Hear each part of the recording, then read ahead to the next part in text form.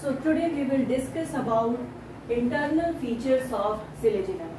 In the last video we have discussed about the external morphology or sporophyte of the Selaginella. But in this class we will discuss about the internal features of leaf. So I will start from the diagram. You can see here the epidermis is differentiated in case of leaf. This is upper epidermis and this is known as lower epidermis. In between these epidermis, mesophyll cells are found. यहाँ पर देखिए ऐसे blue colour से enlarged cells बनाई है हमने. यहाँ vascular bundle वाले रीजन में आप देखेंगे तो यहाँ पर इंटरसेलुलर स्पेस नहीं पाया जाता है, लेकिन मिड्रिक पोर्शन के दोनों साइड में इंटरसेलुलर स्पेस आपको दिखाई देगा. सेंटर में जाइलम है और उसके चारों ओर क्या है, फ्लोएम है. जाइलम और फ्लोएम एक शीट लाइक स्ट्रक्चर में क्या है, enclosure which is known as bundle sheet. Now I will start the description. So first of all, epidermis is differentiated into upper epidermis and lower epidermis. तो upper epidermis और lower epidermis में epidermis क्या होता है, differentiated होता है.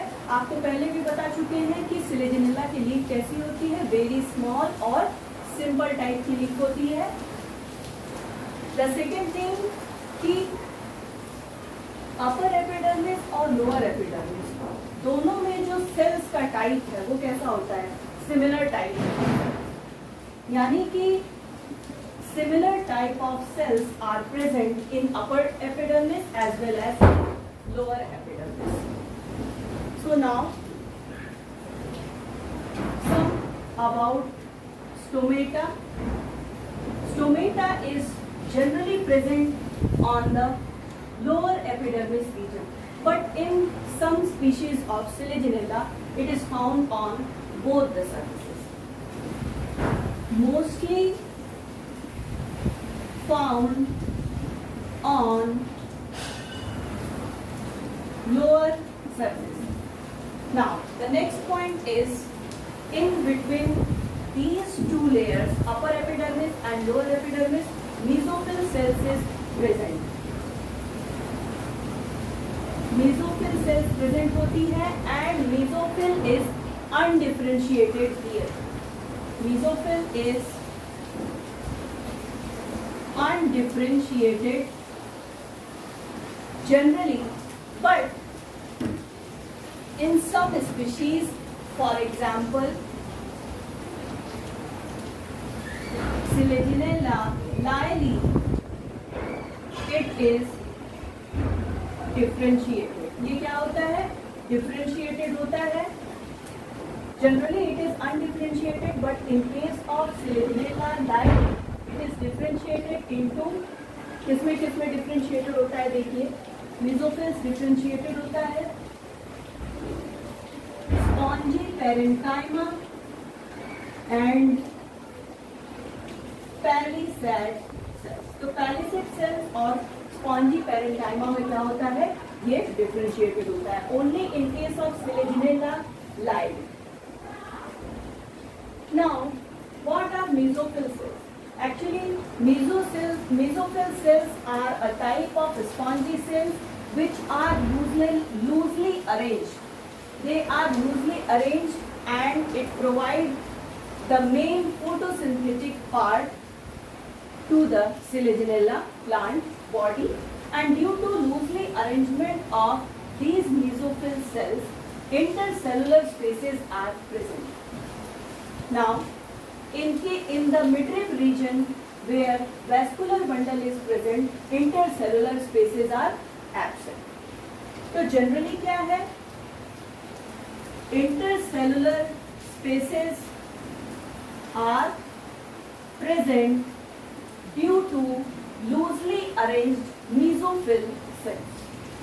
But in the midrib region where vascular bundle is present, वहां पर आप देखेंगे intercellular spaces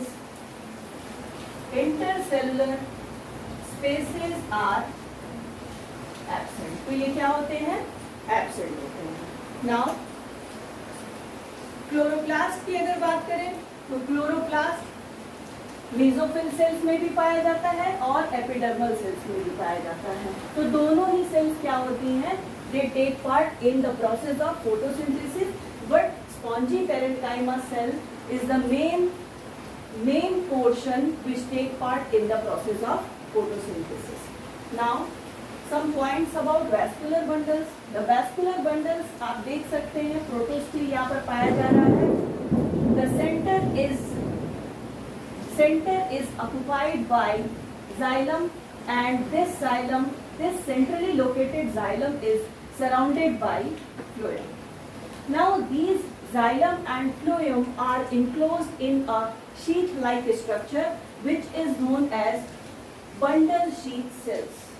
Actually, these bundle sheath cells are generally absent in lower pteridophytes, and it is the characteristic features of angiospermic plant. But in some pteridophytic plants, bundle sheath cells are present, and these bundle sheath cells are involved in the flow of water from xylem to mesophyll cell and intercellular spaces. xylem से water को flow कराता है, कहाँ पर ले जाता है?